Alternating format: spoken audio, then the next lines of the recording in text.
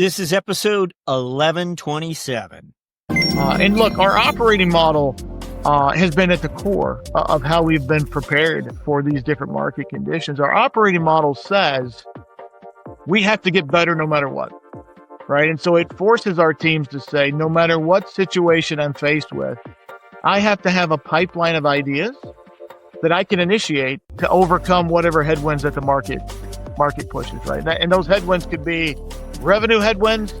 Then we have to have a playbook that says, how do I outgrow the market even though the market's down? Gross margin. Something happens where pricing gets contracted, or cost of procuring freight goes up. We have a pipeline of projects that allows us to deliver higher pricing, allows us to optimize our procurement of freight, and so therefore we win. We expand margins at the gross profit level, even when there's turmoil in the marketplace.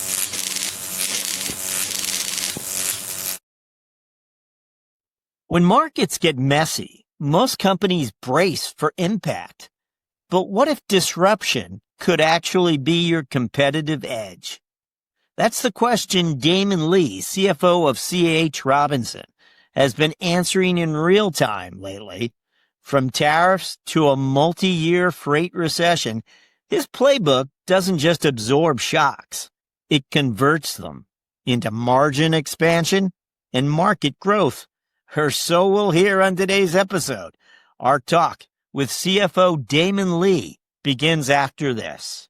It's planning season again. Do you feel prepared? You're not alone. Many finance pros like you feel the pressure this time of year. But with the right tools, it really doesn't have to be so stressful. Introducing the annual planning checklist from Planful, a game changer for your 2026 financial planning process. With this checklist, you'll stay organized, reduce errors, and maintain confidence throughout the planning season, setting you and your team up for a successful year ahead. Don't let planning season get the better of you this time. Get ahead of 2026 by downloading the annual planning checklist from Planful now. Hello, CFO Damon Lee is with us. Over his career, Damon has held finance leadership positions across multiple industries and geographies, gaining experience in both operational and strategic areas. His background includes work on financial transformations and team leadership, providing him with a broad perspective on how finance supports enterprise performance today. As CFO of C.H. celebrating, by the way, its 120th year. I had no idea a logistics firm could go back that far. It's really an interesting storied history. I don't know if we can go into it today, but it does go back that far. He plays a role in guiding that logistics platform through a global marketplace, let's face it, filled with daily surprises these days. Damon, welcome. Thanks, Jack. So again, take us back in time. This is where we always begin, Damon. And you have a really fascinating resume. You worked for many different companies, GE among them, I should mention. Hey, take us back in time, though. Share with us some of the early experiences that you might have had that you feel prepared you to become a CFO. Yeah, that'll be a great discussion, Jack. So first of all, just thank you for having me on your podcast today. Really excited to share my career journey.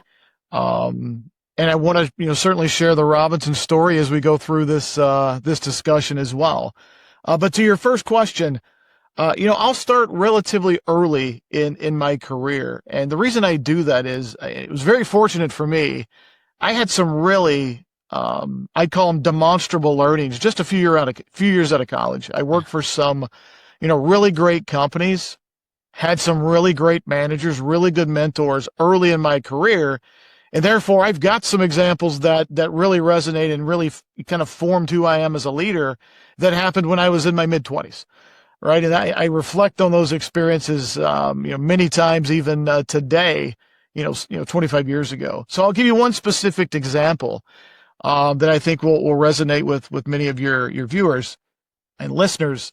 Is early in my career, I started at Ingersoll Rand, right? So heavy industrial manufacturer. I was a cost accountant. So if you look at my career, heavy operational, heavy manufacturing, I grew up in the plants. That's how I learned to be, not just a finance professional, but a business partner. And so that first couple of roles as a cost accountant, specifically at Ingersoll Rand, the job I had on paper was to do plant reporting. So I would do reporting on various production variances, labor, overhead, material usage. Probably not going to be a surprise. I didn't really enjoy doing the reporting, right? That was kind of the mundane task that I was assigned to do. But what I really loved to do was the problem solving. So the variances were kind of the clues and how I could go problem solve, how to help the business, how to help that leadership team, how to improve how the business was performing.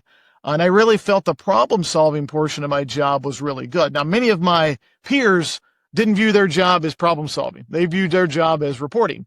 I viewed my job as both. I report the news, but I also do the problem solving. And the great thing about a cost accountant is your world is contained. My world was the plant.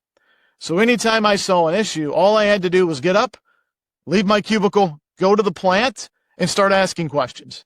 So I would, if I had a labor variance, for example, I'd go talk to operators to ask them what is happening in your world that is not allowing you to achieve the standard that we've been expecting, right? Or I'd talk to supervisors to say, is there something you need to be able to achieve, the results that are expected of you? Or I'd talk to departmental managers with that same question. And that approach to problem solving started really early in my career. And I had a mentor at the time, an individual by the name of Greg Hepler. He was the division controller in multiple plants, but my plant was one of his. And he always encouraged me, have your voice heard. If you see something, say something, right? So don't just assume your role is to sit there and listen. Your role is to make the business better. And so as an early in my career, that advice certainly shaped the way that I went about my job. So that was the first example I would give you very early in my career. As a young person, doing what you just described, sort of asserting yourself in these professional areas that in a lot of people's mind, finance doesn't touch, but your curiosity and your eagerness to get to the bottom of something, problem solve, as you said, led you there. Your mindset, and again, it seems like your mentor, encouraged it and gave you maybe enough confidence to go do that. But there are a lot of people out there who'd be like, you must have dealt with some eye rolls as you walk into a room. What is he doing here? And as you started asking questions, people are like, do I really want to take my time to help this young fellow out here? What was it about you? Was it just an attitude and a willingness to, to put yourself out there? It's a great question, right? And so I've always had a curious nature, right? So always wanted to learn, always wanted to figure things out, right? I never enjoyed just taking things for granted. I always wanted to figure them out myself.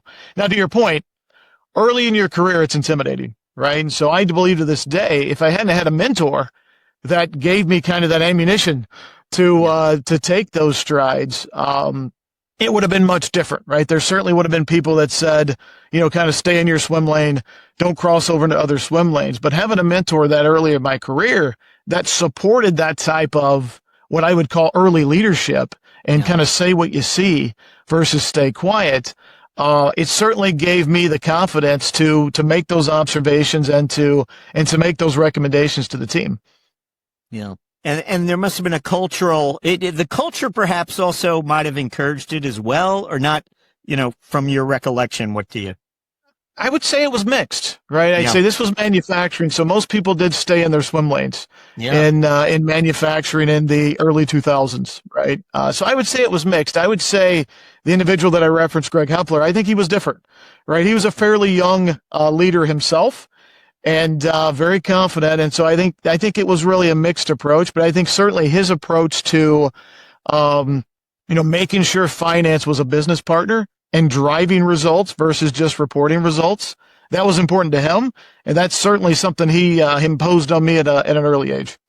Yeah. And to have that mentor sort of validate what you were doing, saying, yes, this is the way this needs to be done, just gave you that extra shot of adrenaline, I suppose. So I'm sorry I interrupted, but please continue. Yeah, I was just going to give a couple more examples. So certainly about midpoint of my career, I worked at Eaton Corporation. So fantastic company. In fact, I think one of the premier industrials in the country, in the world, for example. Eaton is really who trained me on my lean operating prowess, right? So, Eaton I consider, in the same realm as Danaher as far as their lean capabilities. And certainly before I joined Eaton, I had pieces of lean experiments using certain tools, lean deployed in very surgical areas, but I had never worked for a company where lean was really the culture. Right. And so when I started my kind of mid-cycle career at Eaton, lean was at the cusp of everything they did, right? The Eaton business system ingrained in lean, and really influenced every decision the company made. And so, I thought, what a great way to run a company, right? I had this methodology.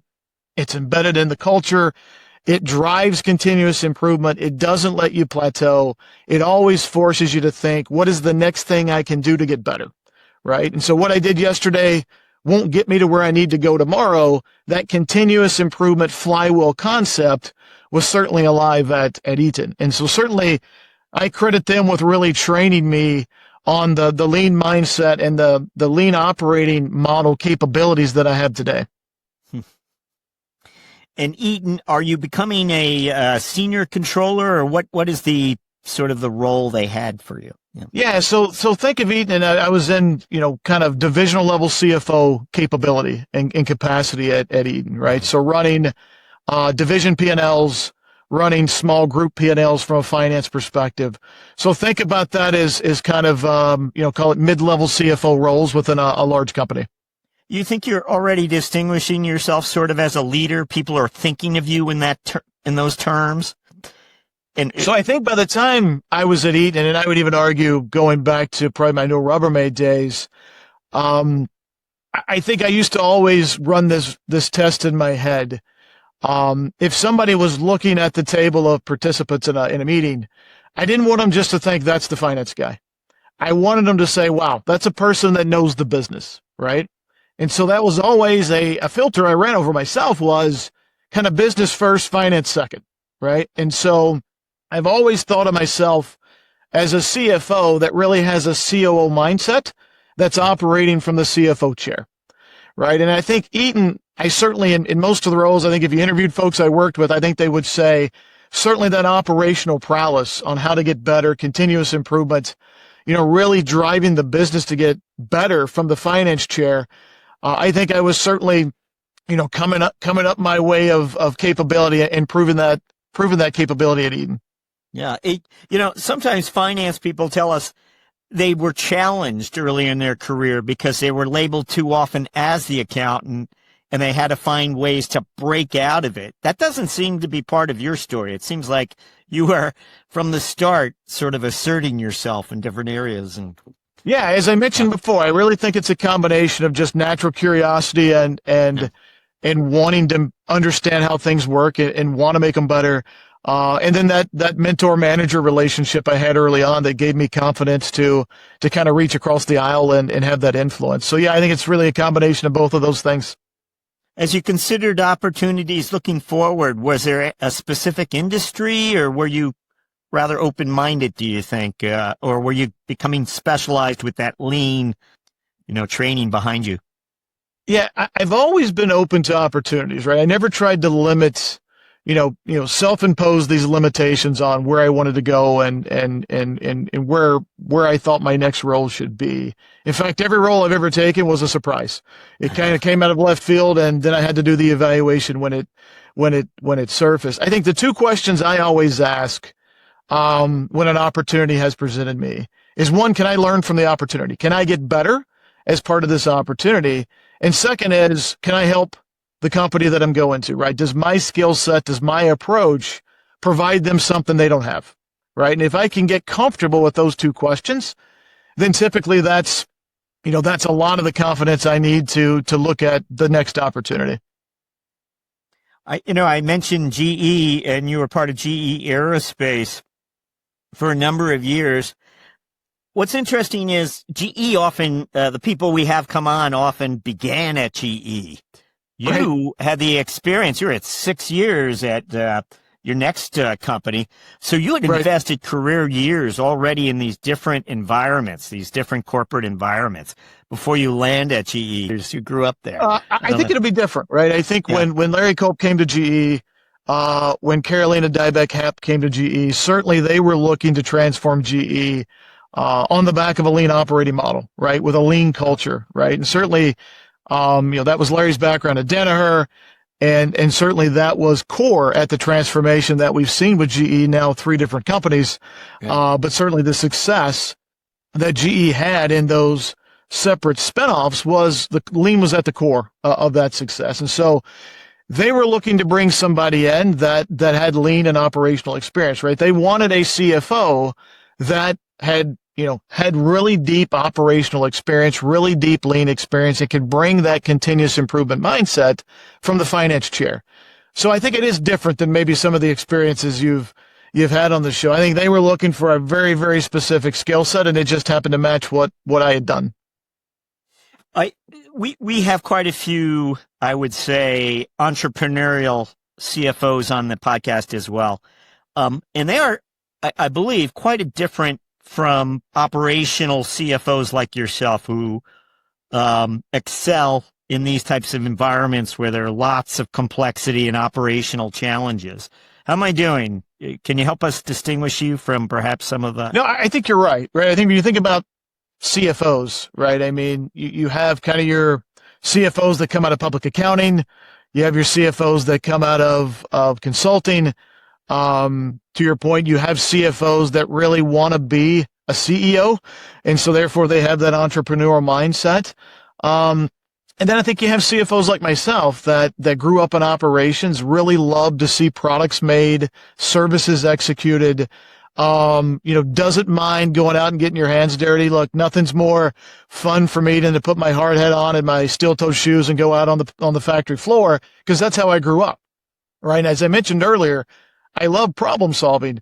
No better way to problem solve than to go where the actual work is done. We call it going to GEMBA from a lean terminology perspective, but going to where the work is done. No easier way to do that in a manufacturing environment, right? Now, I'd argue you can do the very same thing here at C.H. Robinson because we're a service company, but, myself, Dave Bozeman, our CEO, we spend a lot of time going directly to the desk watching freight be booked.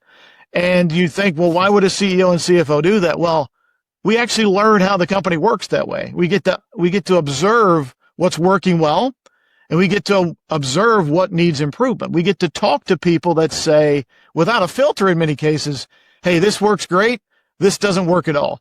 And so, Dave always talks about when we go to the desk, we get the real truth, right? We don't lose some of the context as you go through the layers of the organization. And so, I think what's framed me very well as a CFO that really has an operational mindset is that approach, right? I love problem solving. I love to go where the work is done. And I think that has framed me as a leader. Well, forgive me if we haven't touched on all of the experiences you'd like to share, but we do want to learn more about C.H. Robinson. And I always like to get an understanding of how you arrived there, because Sure. I had a couple of thoughts. You're at GE Aerospace. Now, this is not a small, it's somewhere 18 billion, north of 18 billion in revenue, annual revenue, C.H. Robinson is. So this is and you're the CFO. The buck stops with you within the finance realm there. So this was a wonderful opportunity that comes your way. I'm just wondering if there were other opportunities. What was it about this one? I'm certain there was others that recruiters brought to you from time to time, and you said no thanks. What set this one apart? Yeah, so certainly, my ambition for years has been to be CFO, right? And so, and certainly my ambitions have always been there. And to your point, certainly there's always opportunities that surface. This one was special, right? A company that survived and thrived for 120 years. Right. That's special in its own, right?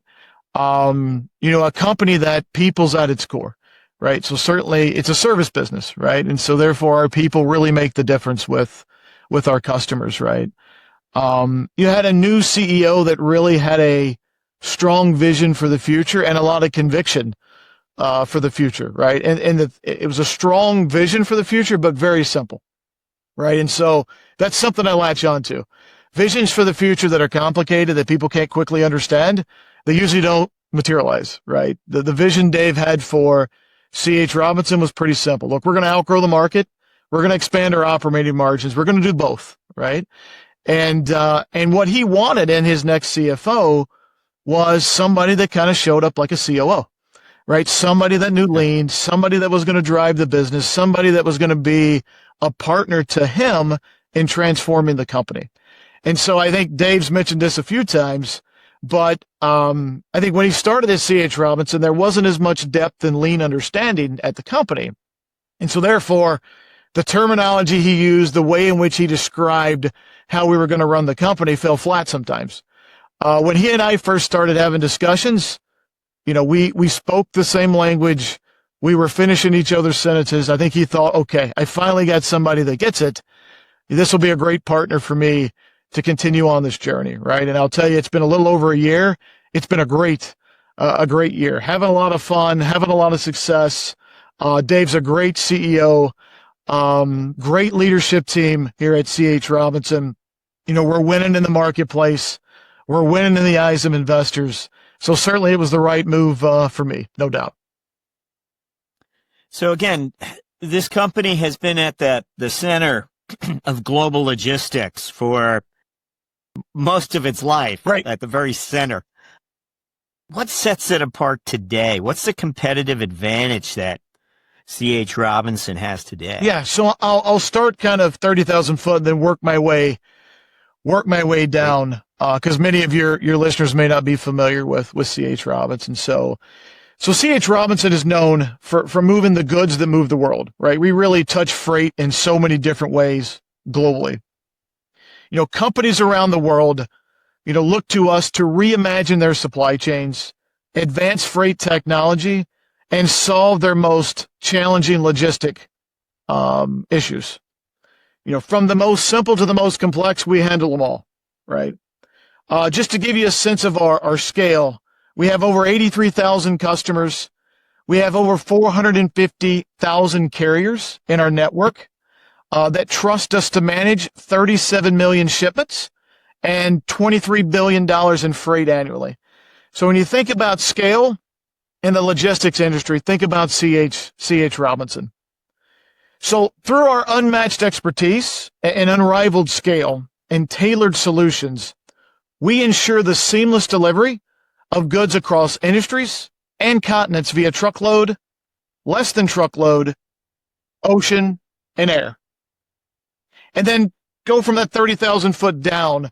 I'd say lastly, but very important, we have the best logistics experts in the industry. I talked about service being a people industry, and it is. We have the best experts in the industry. We run the company with a lean operating model. You won't hear many companies in our industry talk about a lean operating model. We think that's a clear differentiator for C.H. Robinson. And we have industry-leading technology with artificial intelligence at its core. So when you think about what C.H. Robinson brings to the table, we have unrivaled scale. We have the best experts. We have an operating model that really drives the company forward. And we have cutting edge, AI technology, both on the generative side and the agentic side. So we're really I'd call us a unicorn in the industrial space. We're a technology company, that just services the logistics space. So if you think about C.H. Robinson, think about us, technology company first, in a industry that services logistics and freight. I'd love to just take a step back in time where you came to perhaps you were evaluating joining the company, or you were in discussions and you visited the company. Again, you're this finance executive with this long, lean resume. It goes back in time. Right. And this is a company that's embraced lean. Just the notion that your eyes are walking through the plant or the distribution centers. What is it that you're noticing? What is it that, is impressing you? Or what is it that, can you share with us one of your early recollections Yeah. as you began to size up the company and think about it? Yeah, it's a great question because I always consider myself, when I'm being interviewed, I'm interviewing as well, right? And so at the end of the day, the chemistry that you have with the senior leadership team that you partner with to drive the company forward, I mean, that's important, right? It's almost as important as the strategy itself, right? And so, all of the discussions I had with the senior leadership team, they were really great. They were very curious in what I had done, the companies I'd been at. Most of them were very, very early in their lean journey, right? And so therefore, they were very curious in how I had seen lean really drive value in the other companies that I had worked for. So a lot of deep dives on, can you walk us through examples of how lean's really transformed the companies you've been at? Can you walk us through examples of how you've been at the forefront of that evolution and transformation from a lean seat? And so just a lot of them trying to learn from me how lean was really going to impact C.H. Robinson. And I think, especially from the business leaders, I think they felt like the business partnership of aspect of finance, wasn't where it needed to be. Right. And so, our two large business leaders, Michael Castanetto for Nest, Mike Short for Global Forwarding, they were really asking me questions on, are you going to be a business partner? Are you going to try to tell us what to do? Right. Of course, my answer is I can't tell you what to do. You have your businesses to run. I can guide you. I can help you. I can give you insight. I can answer questions. But it's your business to run. Right. I'm here to help. Right. And I think that's just a different mindset than they had experienced before from the finance chair. Right. I'm here to help. I want the businesses to be successful. Tell me what you need from me to be successful. And I think just building that relationship, even through the interviewing stage, I think was important to how I started with my journey with C.H. Robinson. Well, it would seem that you certainly you arrived there at a very interesting, you had 12 months in front of you that the global economy was going to be challenged in new and different ways. I mean, can you tell us a little bit about, what you have had to do as the tariffs get put in place, and you have to respond, and the financial strategy has to respond in some way? What would you share with us? Yeah, so I'd say, look, first off, uncertainty is actually why C.H. Robinson exists, right? Challenges in the supply chain environment, complex problems and issues that our customers have. That's why we exist, right? They come to us to help them manage their supply chain, to help them through those difficult times. And so, for us, tariffs was just another disruption, right? We have disruptions every day: holidays, weather, port strikes, you name it, Red Sea disruptions. We have disruptions every day that we have to help manage our customers through. We view tariffs as just another flavor of disruptions. And so we already had playbooks in place to help our customers through that. And so I think anytime there's a disruption, certainly one of the magnitude of tariffs, it just reinforces the value proposition that C.H. Robinson brings to the table. If you want just a transactional load moved, we can help you with that.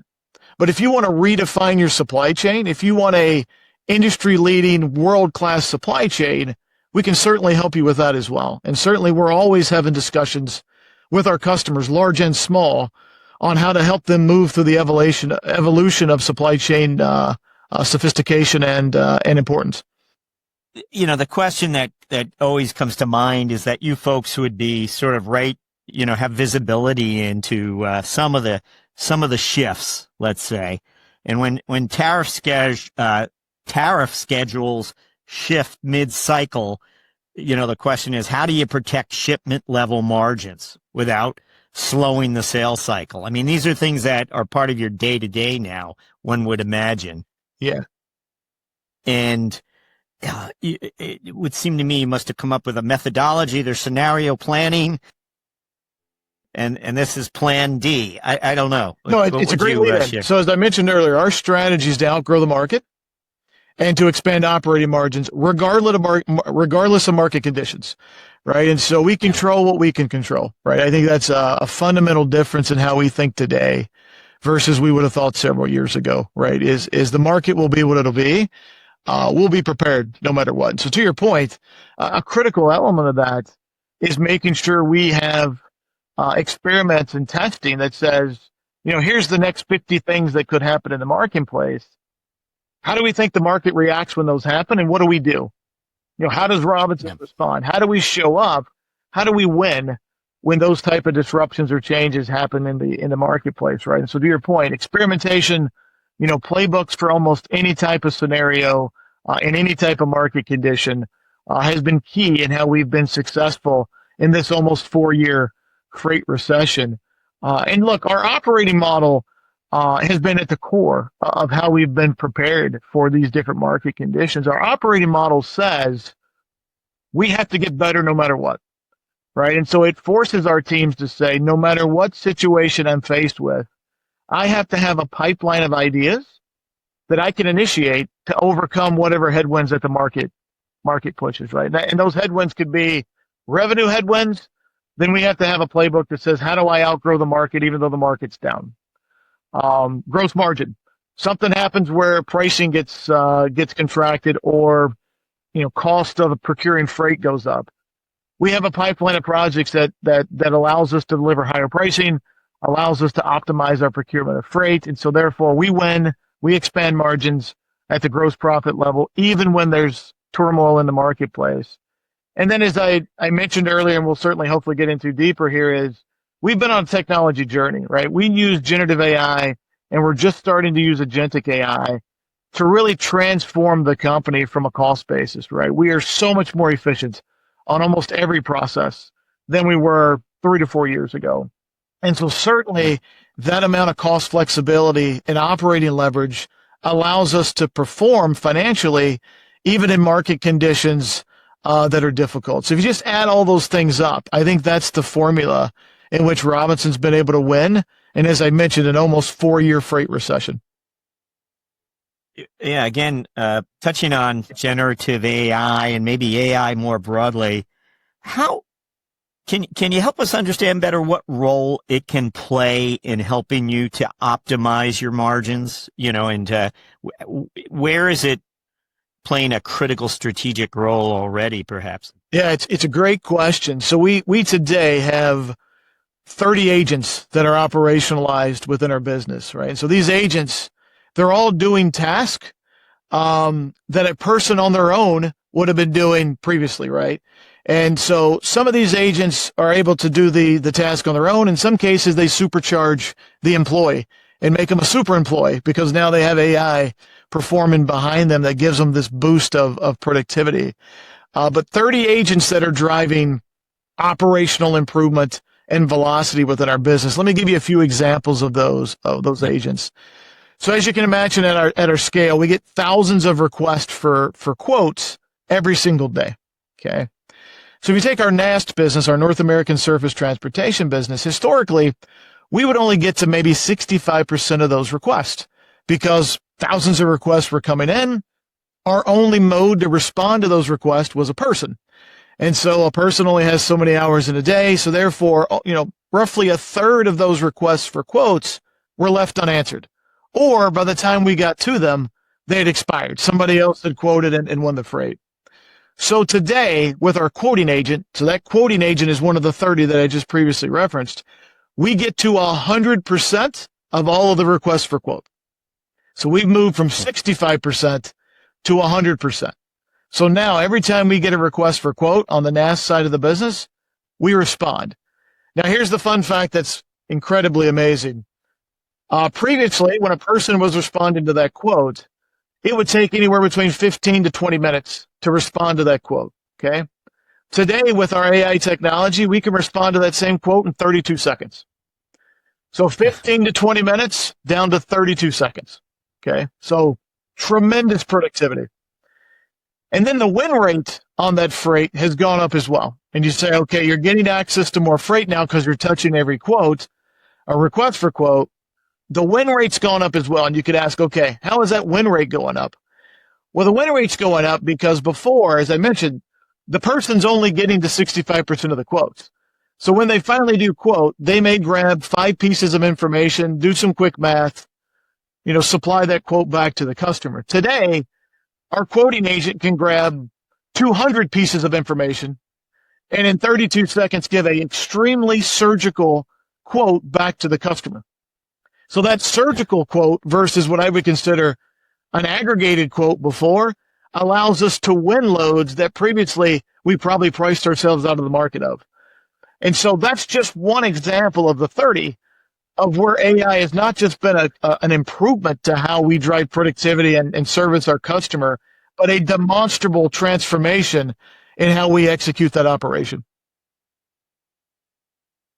What about in when it comes to say scenario planning or scenarios that you're actively modeling in weekly reviews or what have you? I mean, is this and let me know if you think that's a little different from the approach you might take. But can you give us a sense of if there's a role AI is already playing? Yep. Well, it's a great question, Jack. And what I would say is the one thing that generative AI and soon to be agentic AI is doing for C.H. Robinson is the velocity and the frequency in which we can interrogate data has gone up exponentially. And so I'll give you an example that we use in pricing for our business, right? And so historically, Robinson has always had this data set, right? It's an industry leading data set, right? We know, as I mentioned before, 83,000 customers, millions of shipments a year. So we have all this data and all the characteristics of loads, characteristics of our customers, characteristics of the carriers that move the freight, right? So all of this data. Historically, we had no way to actually use that data to its utmost capability, right? Today, with generative AI, we can actually use that data holistically, right? And so I'll give you an example. Historically, we would set a pricing strategy in the business and say, okay, here's a certain margin we want to realize for a specific period. Let's call it a month, okay? We would set that margin and say, okay, all pricing has to be in support of this margin, okay? But it would be an aggregated margin, right? So call it fairly unsophisticated, averages of averages, right? And as I mentioned, we do, thousands upon thousands of loads a day, right? And so therefore, an average of an average is going to lead you to some mistakes in how you quote business, right? I kind of led to that on the quoting side. And so today, if you think about our pricing strategy, it's so different than what it would have historically. Historically, we would have set a pricing strategy for a 30-day period of time and kind of set it and forget it and then check after 30 days to see if we actually yielded what we thought we would yield. Today, if I set a pricing strategy at 8 o'clock, at 8:02, I'm testing to see if that strategy is working. At 8:07, I'm testing it again. I may change my pricing threshold. I may take it up. I may take it down.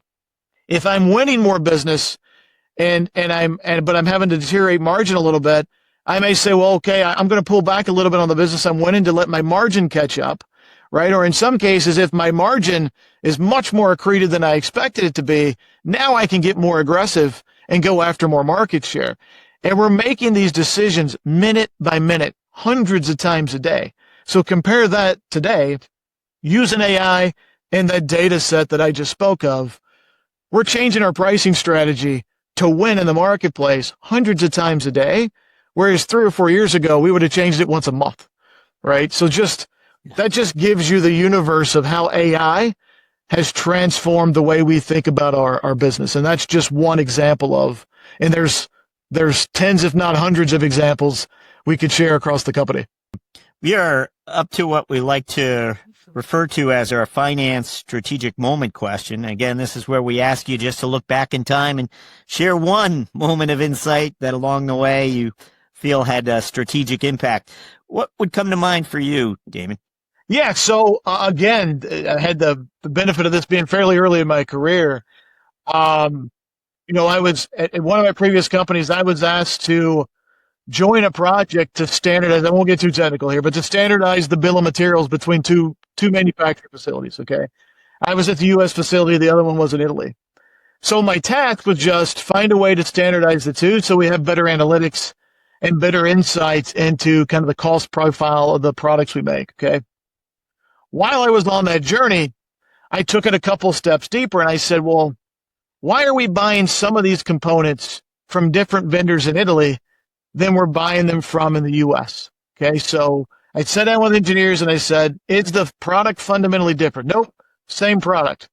Okay, why are we buying it from 3 different vendors? We don't know, right? Sit down with the different members of the facility, kept asking the question. Nobody really knew. And quite frankly, nobody had interest in that question, right? Until I did my own math. And I said, okay, of the 2 facilities and all the vendors that we buy this product from, if across every product we made, if we bought it from the supplier that has the best cost across every single bill of material, across every different model we made, how much money would the company save from a cost of goods sold perspective? The answer came back $3 million, right? So our next closest productivity project at that time was like a $150,000 productivity project. This was a $3 million productivity project. So I took my analysis, I sat down in front of the director of sourcing and I said, tell me what I missed. He immediately looked at it and said, what an opportunity we have here. He went and grabbed the division controller. That became the top productivity focus for the next 12 months for that business. Now, certainly, I didn't execute anything, right? I didn't go resource any contracts. I didn't renegotiate anything. I didn't execute anything. But just that curiosity to ask the next question and ask 5 questions when maybe most people would ask 2 led to a $3 million productivity project that for that year and probably for the next 2 or 3 years really transformed the cost basis of that company and really changed the way they ran their supply chain from a sourcing perspective. And so I would challenge all finance professionals. I think finance has a superpower. We see things completely different than anybody else. We see across all the functions. We have access to all the data. We typically have an analytical mindset. So therefore, we see things all the time that can add value to the business. As I said earlier, our job is to speak up. Our job's not to say that's not my job, that's somebody else's. Our job is to say, I see an opportunity. I'm going to go talk to somebody about that opportunity. And I use a baseball analogy. If you're a hitter in Major League Baseball and you bat 300, you're considered one of the best, right? That means you only are right 30% of the time. So I tell my finance teams, only be right 30% of the time, you will transform the company, right? And so that's the one message I would leave the team with, Jack, is just don't stay in your swim lane. If you see something, say something. Finance can really transform the way companies, deliver their results, just different than reporting them. Excellent. Thank you for that. Great finance strategic moment for us. We're going to jump to what we refer to as the mentoring round, and we're going to ask you to look back again, Damon. We want to know, and as somebody who's changed different from corporation to corporation, we're always curious about that first 90 days, and clearly it wasn't here too long ago that you had that first 90 days. Right. You took that lap again.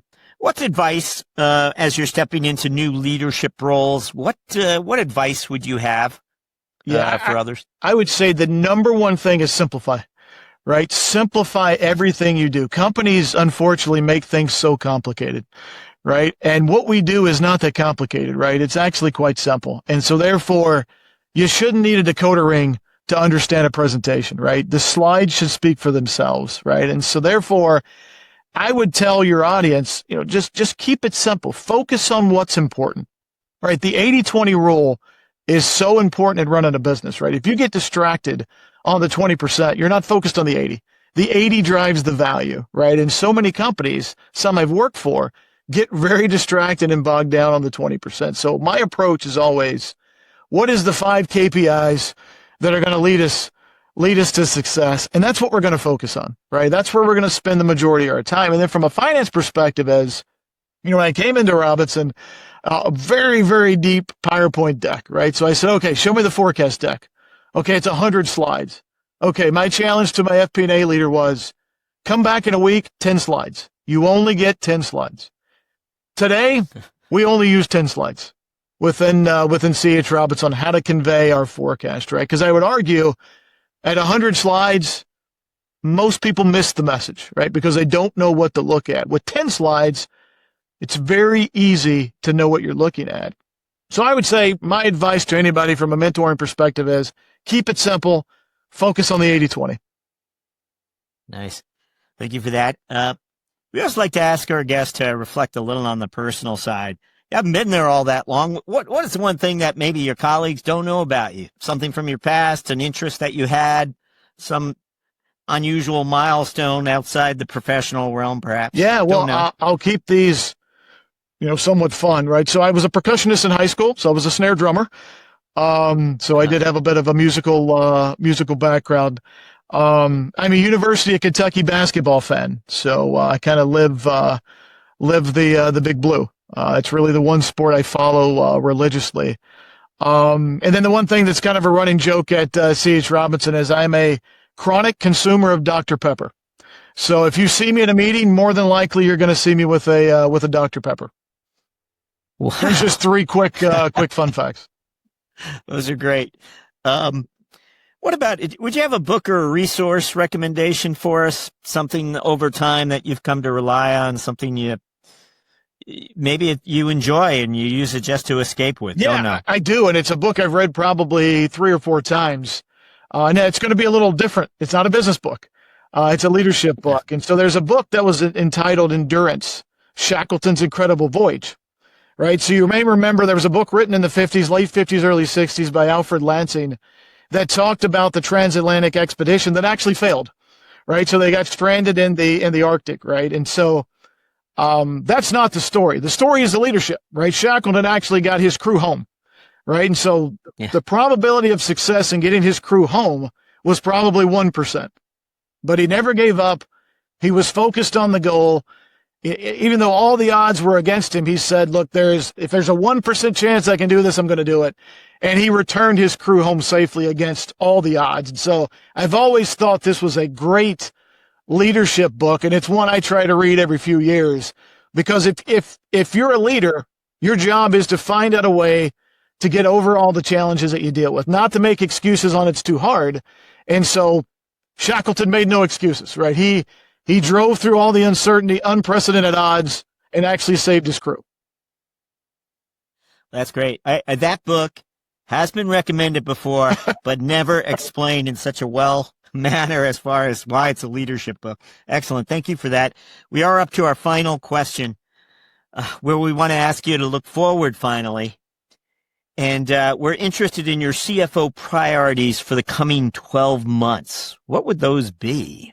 Yeah, so number one, and this one's generic, but it's important, right, is continued support of the business, right? We can never forget that our main purpose for existing from a non-compliance perspective is to make sure the business is successful. Give the business leaders what they need to make their business more successful.